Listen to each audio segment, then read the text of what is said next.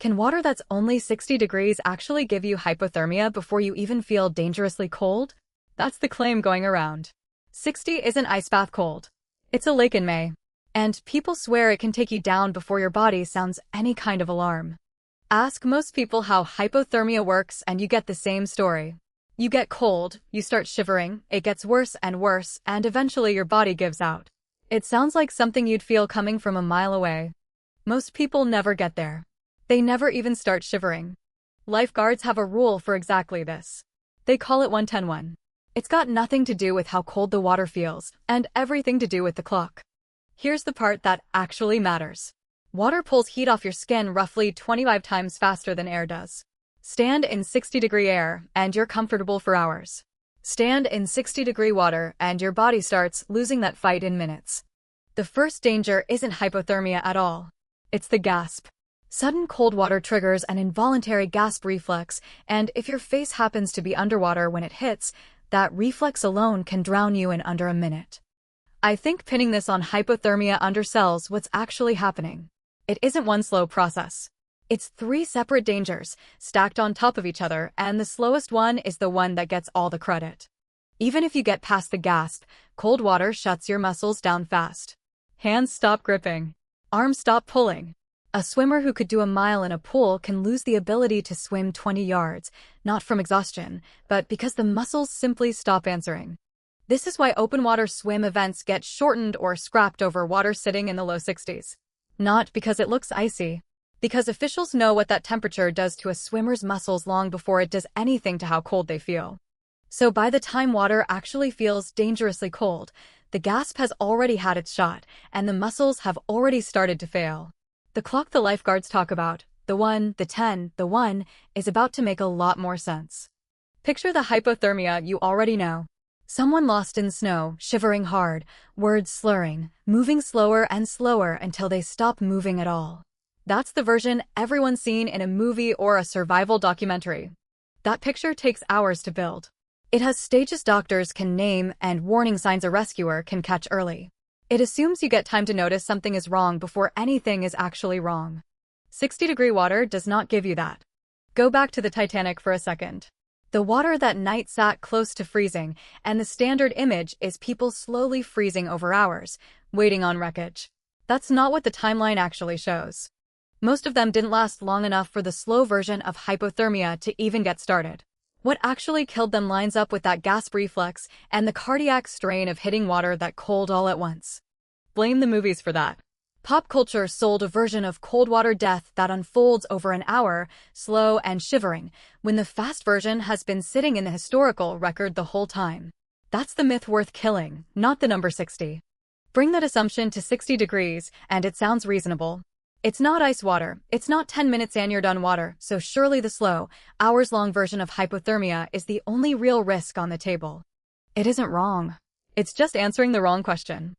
There's a second failure rescuers watch for, one that shows up after someone is already out of the water, wrapped in a blanket, technically safe. They call it afterdrop. Nobody explains that part on the beach. It happens later, quietly, and it has killed people the rescue already saved. What actually happens in that water has a name most people have never heard: cold shock response. It isn't hypothermia.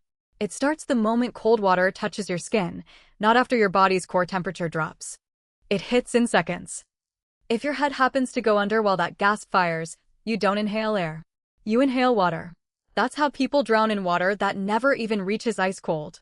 Which explains the Titanic water far better than a slow, hours-long freeze. Nobody can say for certain what killed each person out there, but a body gasping and thrashing in the first 60 seconds doesn't get the luxury of dying slowly.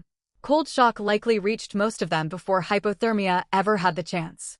That's the part safety courses lead with and movies skip completely, and it's the more interesting fact by far. The whole fight is decided in the first minute, not the last hour. Cold shock also spikes your heart rate and blood pressure the instant you go in. For someone with an existing heart condition, that spike alone can be enough. It's a separate danger from drowning, and it's just as fast. Give it about a minute and the gasping passes. That's not the danger over, it just changes shape. The nerves and muscles in your arms and legs cool fast, and within 10 minutes or so, grip and coordination start to go. Doctors call that swim failure, and it's why people drown close to shore, close to a boat, sometimes close to a rope someone just threw them. Not because they can't swim. Because the water already took their hands away. None of this needs a sinking ship. It happens to a kid who falls off a paddleboard in June, a kayaker 50 feet from the dock.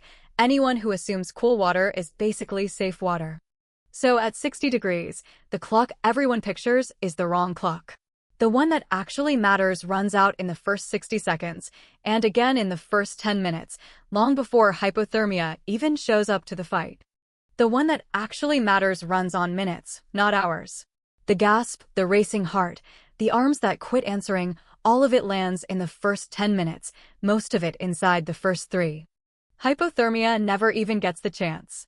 So 60-degree water isn't hypothermia sneaking up on you disguised as merely cool. It's a faster, dumber mechanism that doesn't care whether you feel cold. It just needs your body to be unprepared for the second you go in. Pour that same water into a glass with ice cubes and it's dessert. Pour a person into it without warning and it's a different contest entirely, one your body can lose before your brain finishes deciding it's cold. So no, 60-degree water can't sneak hypothermia past you unnoticed. You'd feel actual hypothermia coming for the better part of an hour. What it does instead happens in the first 60 seconds, and it has nothing to do with your core temperature at all. Different mechanism. Same result. Blame every movie you've ever seen about people freezing in the ocean. They show the slow fade, bobbing, drifting, talking calmly for half an hour before the cold finally wins. That's real, but it's real near freezing, not at 60 degrees. That's the kid on the paddleboard again. He isn't slipping into a slow, cinematic sleep. He's fighting to keep his mouth above the surface about a minute after he hit the water, and that fight is the whole emergency.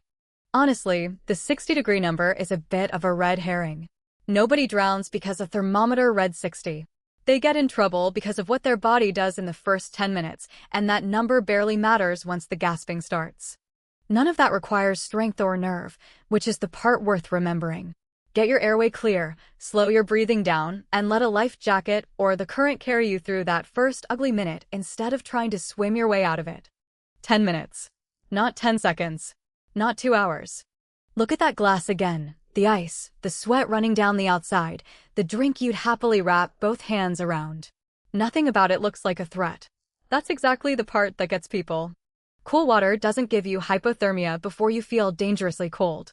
It gives you something faster and quieter than hypothermia, and it does its damage while you're still telling yourself you're fine.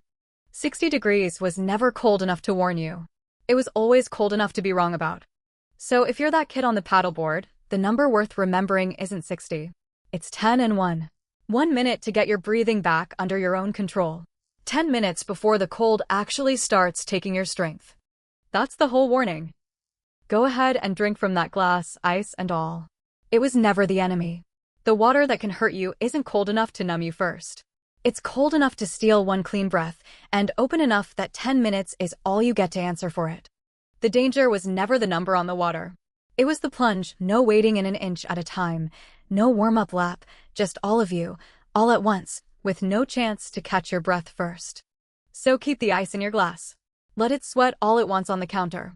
The only water that ever needed your respect was the kind you jumped into, never the kind you were about to drink.